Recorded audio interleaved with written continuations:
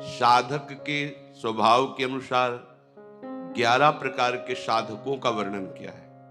साधकों का कि ऐसे 11 प्रकार के स्वभाव वाले भगवान की साधना करते हैं, प्रभु को प्राप्त करने की साधना करते हैं, भजन करते हैं। ये विषयी पुरुषों की नहीं, ये साधकों की। साधकों में भी 11 प्रकार के साधक हैं। पहला,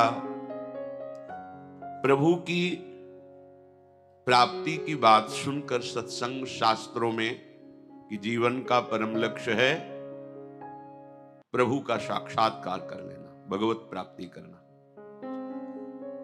परंतु वो विषय भोगों में अत्यंत आसक्त है।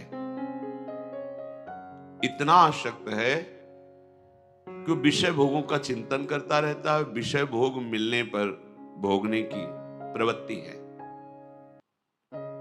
पर वो अंदर ये बैठा ले हुए कि लक्ष्य तो भगवत प्राप्ति है, क्या करूं, चल नहीं पा रहा हूं। मेरे जीवन का लक्ष्य तो हमने भगवत प्राप्ति रखा, पर दृढ़ नहीं है, विषयों में आसक्त है और विषय क्रिया भी करता है,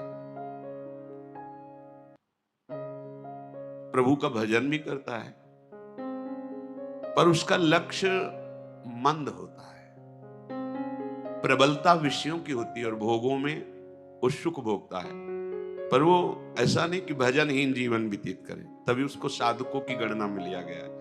इसे विषयी साधक कहते हैं। भगवत प्राप्ति भी बहुत दूर है, बहुत दूर है, परमानंद की अनुभूति नहीं होगी। देखो, भजन नष्ट नहीं होता, पर भजन का प्रभाव नहीं होगा हृदय में। बीज है हृदय में, पर वो अंकुरित होना, पल्लवित होना, वृक्ष रूप धारण कर, ये नहीं हो पाएगा।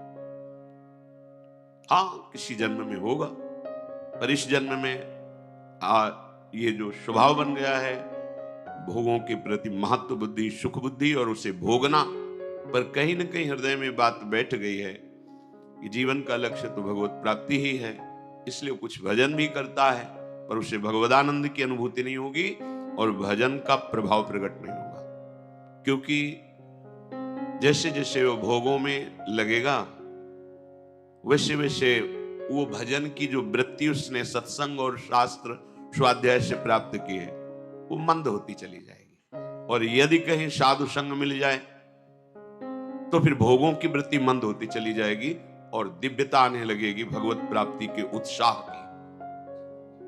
दूसरा साधक वो विषय भोग और भगवान दोनों को बराबर रखता है। पहला साधक जो वर्णन हुआ वो भगवत प्राप्ति की चाह तो करता है, पर विषय भोग प्रधान है। दूसरा जो साधक है वो भजन भी नहीं छोड़ सकता और विषयों को भी नहीं छोड़ सकता। लगभग लगभग दूसरे में अधिकता पाई जाती है कि वो बैलेंस बना के चलना चाहता है कि ज्यादा जलन भी ना हो और भजन भी होता है।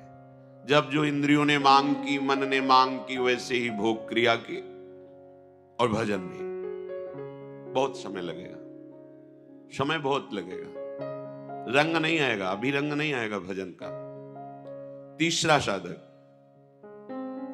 भगवान की प्राप्ति चाहता है,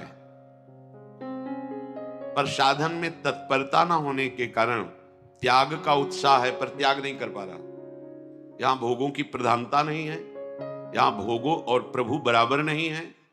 वो प्रभु को चाहता है प्राप्त करना, पर साधन में तत्परता ना, जो गुरु प्रदत्त साधन है उसमें प्रमाद होने के कारण जो त्याग का उत्साह है वो त्याग कर नहीं पा रहा। करना चाहता है, नहीं, पर वो निकल नहीं पा रहा है, कारण साधन में तत्परता नहीं है। तत्परता जैसी आज्ञा चाहे हुई है वैसे करना चाहिए, वो नहीं कर पा रहा है, अर्थात प्रमाद स्थिति। अगर प्रमाद स्थिति रहेगी तो साधन में तत्परता नहीं होगी। तत्परता का मतलब होता है उत्साह पूर्वक जो आज्ञा हुई उसमें दृढ़ता पूर्वक लग जाना। अब उसमें कोई विचार करने की जरूरत नहीं है, जैसी आज्ञा वैसा जीवन।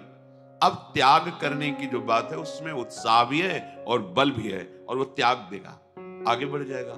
पर ये जो तीसरे स्वभाव का साधक है वो साधन में तत्परता ना होने के कारण त्याग किसको करना ये भी जानता है, त्याग का उत्साह भी करता है, पर वो त्याग नहीं पाता है। समय लगेगा। सत्संग साधन करते करते जब ये तत्परता आने लगेगी तब वो विषयों का त्याग कर देगा। चौथा,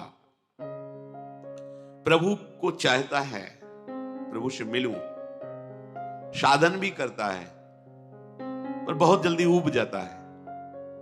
इतने दिन हो गए, कोई लाभ तो मिला नहीं, आनंद तो मिला नहीं, भगवान तो मिले नहीं, और मन भी बहुत जला रहा है भोगों के लिए। क्या करूं, भाग जाऊं क्या, छोड़ दूं क्या?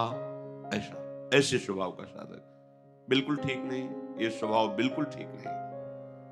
अगर आप ऐसे ही साधन से तत्परता पूर्वक लगे रहे, ऊबे ना, तो ये जो ऊबन देने वाली वृत्तियां ये नष्ट हो जाएंगी।